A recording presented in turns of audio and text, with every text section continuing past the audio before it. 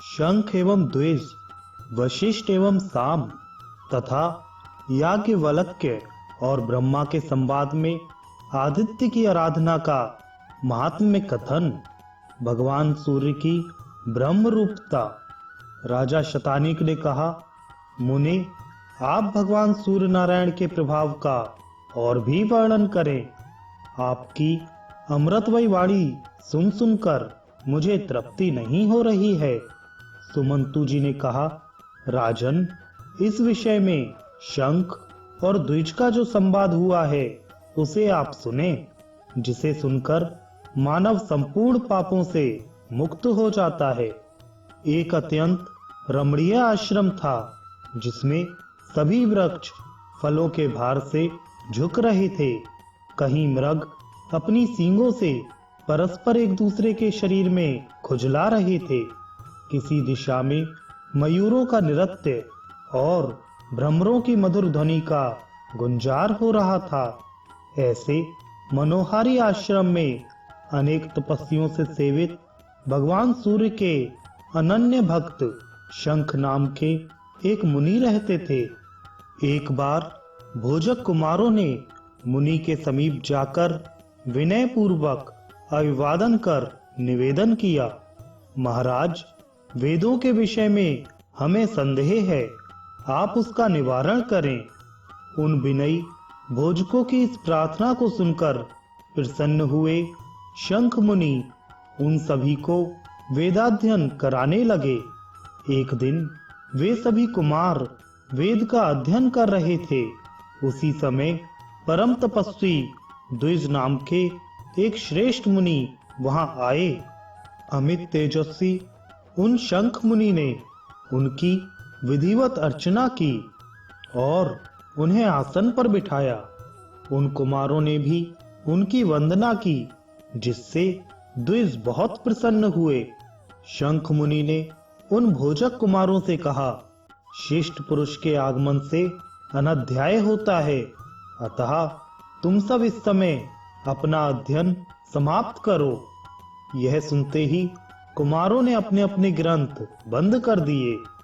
द्विज ने शंख मुनि से पूछा, ये बालक कौन हैं और क्या पढ़ते हैं? शंख मुनि ने कहा, महाराज, ये भोजक कुमार हैं। सूत्र और कल्प के साथ चारों वेद, सूर्य नारायण के पूजन और हवन का विधान, प्रतिष्ठा विधि, रथ यात्रा की रीत तथा सप्तमी तिथि के कल्प का ये अध्ययन कर रहे हैं। द्विज ने पुनः पूछा, मुनि, सप्तमी व्रत का क्या विधान है और भगवान सूर्य के अर्चन की क्या विधि है? सूर्य मंदिर में गंध, पुष्प, दीप आदि देने से क्या फल प्राप्त होता है? किस व्रत, नियम और दान से भगवान सूर्य प्रसन्न होते हैं? उन्हें कौन से पुष्प, धूप तथा उपहार दिए जाते हैं? यह सब मैं सुनना चाहता हूँ, इसे आप बताएं। सूर्य नारायण के महात्म्य की भी विशेष रूप से चर्चा करें। शंख मुनि ने कहा, इस प्रसंग में मैं महाराज सांब और महर्षि वशिष्ठ के संवाद का वर्णन कर रहा हूँ। एक बार सांब महर्षि वशिष्ठ के पवित्र आश्रम पर गए। वहां जाकर उन्होंने नियतात्मा वशिष्ठ के चरणों में प्रणाम किया और वे हाथ जोड़कर विनीत भाव से खड़े हो गए। महर्षि वशिष्ठ ने भी उनके भक्ति भाव को देखकर प्रसन्न मन से उनसे पूछा। वशिष्ठ बोले, सांब, तुम्हारा तो संपूर्ण शरीर भयंकर कुष्ठ रोग से विदीर्ण हो गया था। यह सर्वथा रोग मुक्त कैसे हुआ और तुम्हारे शरीर की दिव्य कांति एवं शोभा कैसे बढ़ गई? यह सब मुझे बताओ।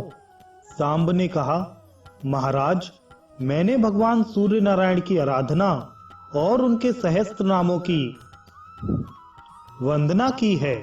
उसी आराधना के प्रभाव से उन्होंने प्रसन्न होकर मुझे साक्षात दर्शन दिया है और उनसे मुझे वर की भी प्राप्ति हुई है। वशिष्ठ ने पुनः पूछा, तुमने किस विधि से सूर्य की आराधना की है? तुम्हें किस व्रत, तप अथवा दान से उनका साक्षात दर्शन हुआ, यह सब विस्तार से बतलाओ। सांब ने कहा, महाराज, जिस विधि से मैंने भगवान सूर्य को प्रसन्न किया है, वह समस्त वृतांत आप ध्यान पूर्वक सुने।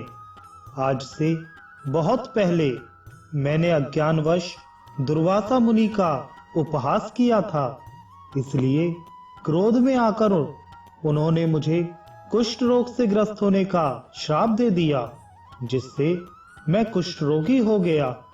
तब अत्यंत दुखी एवं लज्जित होते हुए मैंने अपने पिता भगवान श्री कृष्ण के पास जाकर निवेदन किया, तात, मैं दुर्वासा मुनि के श्राप से कुष्ठ रोग से ग्रस्त होकर अत्यधिक पीड़ित हो रहा हूँ। मेरा शरीर गलता जा रहा है, कंठ का स्वर भी बैठता जा रहा है, पीड़ा से प्राण निकल रहे हैं। वैद्यों आदि के द्वारा उपचार कराने पर भी मुझे शांति नहीं मिलती। अब आपकी आज्ञा प्राप्त कर मैं प्राण त्यागना चाहता हूँ, अतः आप मुझे यह आज्ञा देने की कृपा करें, जिससे मैं इस कष्ट से मुक्त हो सकूं। मेरा यह दीन वचन सुनकर उन्हें बड़ा दुख हुआ और उन्होंने क्षण भर विचार कर मुझसे कहा, पुत्र, धैर्य धारण करो, चिंता मत करो, क्योंकि जैसे सूखे तिनके को आग जलाकर भस्म कर देती है, वैसे ही चिंता करने से रोग और अधिक कष्ट देता है। भक्ति पूर्वक तुम देवराधन करो, उससे सभी रोग नष्ट हो जाएंगे। पिता के ऐसे वचन सुनकर मैंने पूछा, तात, ऐसा कौन देवता है जिसकी आराधना करने से इस भयंकर रोग से मैं मुक्ति पा सकूं? भगवान श्री कृष्ण बोले, पुत्र, एक समय की बात है, योगी श्रेष्ठ याज्ञवल्क्य मुनि ने ब्रह्मलोक में जाकर पद्म योनि ब्रह्मा जी को प्रणाम किया और उनसे पूछा कि महाराज, मोक्ष प्राप्त करने के इच्छुक प्राणी को किस देवता की आराधना करनी चाहिए? अक्षय स्वर्ग की प्राप्ति किस देवता की उपासना करने से होती है? यह चराचर विश्व किससे उत्पन्न हुआ है और किसमें लीन होता है? इन सब का आप वर्णन करें। ब्रह्मा जी बोले, महर्षि, आपने बहुत अच्छा प्रश्न पूछा है। यह सुनकर मैं बहुत प्रसन्न हूँ। मैं आपके प्रश्नों का उत्तर दे रहा हूँ, इसे ध्यान पूर्वक सुने।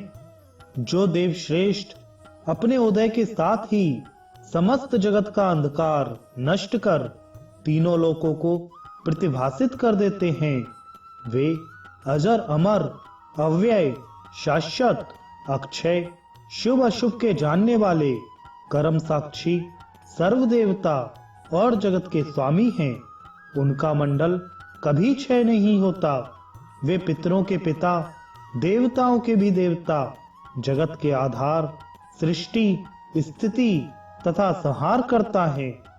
योगी पुरुष वायु रूप होकर जिनमें लीन हो जाते हैं, जिनकी सहस्त्र रश्मियों में मुनि, सिद्धगण और देवता निवास करते हैं। जनक, व्यास, शुकदेव, बालखिल्य आदि ऋषिगण, पंचशेख आदि योगी गण जिनके प्रभा मंडल में प्रविष्ट हुए हैं, ऐसे वे प्रत्यक्ष देवता सूर्य नारायण ही हैं। ब्रह्मा, विष्णु तथा शिव आदि का नाम तो मात्र सुनने में ही आता है, पर सभी को वे दृष्टि गोचर नहीं होते, किंतु तिमिर नाशक सूर्य नारायण सभी को प्रत्यक्ष दिखाई देते हैं। इसलिए ये सभी देवताओं में श्रेष्ठतम हैं। अतः याज्ञवल्क्य, आपको भी सूर्य नारायण के अतिरिक्त अन्य किसी देवता की उपासना नहीं करनी चाहिए। इन प्रत्यक्ष देवता की आराधना करने से सभी फल प्राप्त हो सकते हैं। याज्ञवल्क्य मुनि ने कहा, महाराज, आपने मुझे बहुत ही उत्तम उपदेश दिया है, जो बिल्कुल सत्य है। मैंने पहले भी बहुत बार सूर्य नारायण के महात्म्य को सुना है। जिनके दक्षिण अंग से विष्णु, वाम अंग से स्वयं आप और ललाट से रुद्र उत्पन्न हुए हैं, उनकी तुलना और कौन देवता कर सकते हैं। उनके गुणों का वर्णन भला किन शब्दों में किया जा सकता है। अब मैं उनकी उस आराधना विधि को सुनना चाहता हूँ जिसके द्वारा मैं संसार सागर को पार कर जाऊं। वे कौन से व्रत, उपवास, दान, होम जप आदि हैं जिनके करने से सूर्य नारायण प्रसन्न होकर समस्त कष्टों को दूर कर देते हैं। यह सब आप बतलाने की कृपा करें, क्योंकि प्राणियों द्वारा धर्म, अर्थ तथा काम की प्राप्ति के लिए जो चेष्टाएं की जाती हैं, उनमें वही चेष्टा सफल है जो भगवान सूर्य का आश्रय ग्रहण कर अनुष्ठित हो, अन्यथा वे सभी क्रियाएं व्यर्थ हैं। इस अपार घोर संसार सागर में निमग्न प्राणियों द्वारा एक बार भी किया गया सूर्य नमस्कार मुक्ति को प्राप्त करा देता है।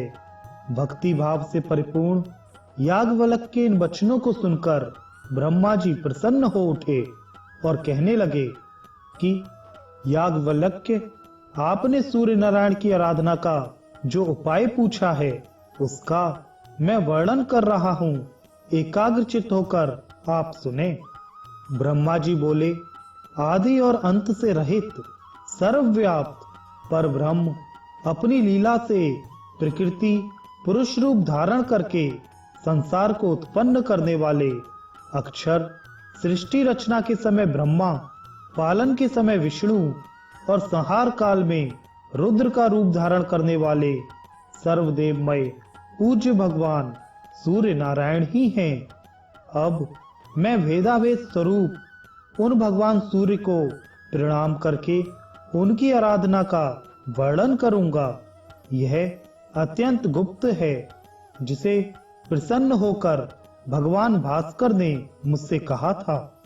ब्रह्मा जी पुनः बोले, याज्ञवल्क्य, एक बार मैंने भगवान सूर्य नारायण की स्तुति की। उस स्तुति से प्रसन्न होकर वे प्रत्यक्ष प्रकट हुए।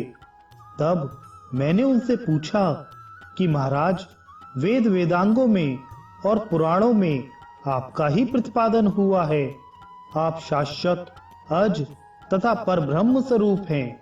यह जगत आप में ही स्थित है। गृहस्थाश्रम जिनका मूल है, ऐसे वे चारों आश्रमों वाले रात दिन आपकी अनेक मूर्तियों का पूजन करते हैं। आप ही सबके माता पिता और पूज्य हैं। आप किस देवता का ध्यान एवं पूजन करते हैं, मैं इसे नहीं समझ पा रहा हूँ। इसे मैं सुनना चाहता हूँ। मेरे मन में बड़ा कौतूहल है।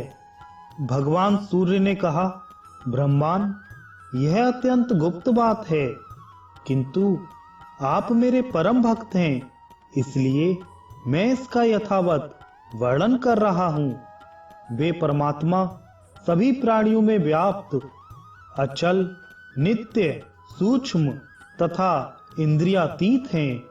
उन्हें क्षेत्रज्ञ, पुरुष, हिरण्यगर्भ, महान, प्रधान तथा बुद्धि आदि अनेक नामों से अभिहित किया जाता है, जो तीनों लोकों के एकमात्र आधार हैं।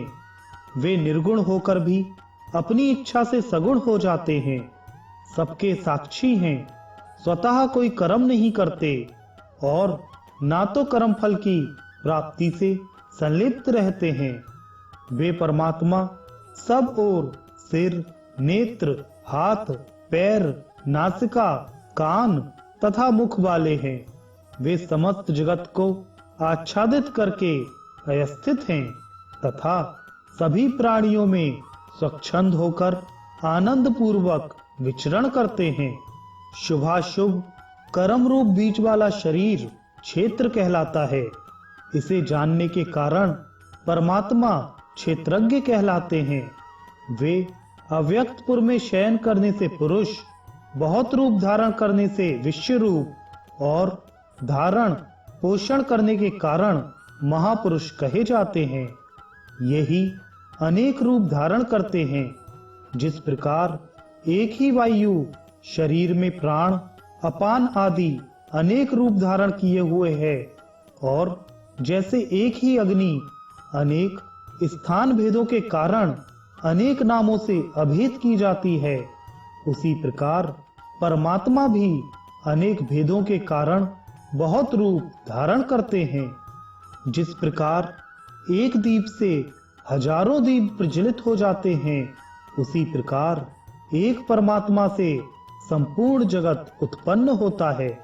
जब वह अपनी इच्छा से संसार का संहार करता है, तब फिर एकाकी ही रह जाता है। परमात्मा को छोड़कर जगत में कोई स्थावर या जंगम पदार्थ नित्य नहीं है, क्योंकि वे अक्षय, अप्रमेय और सर्वज्ञ कहे जाते हैं। उनसे बढ़कर कोई अन्य नहीं है। वे ही पिता हैं, वे ही प्रजापति हैं। सभी देवता और असुर आदि उन परमात्मा भास्कर देव की आराधना करते हैं और वे उन्हें सद्गति प्रदान करते हैं।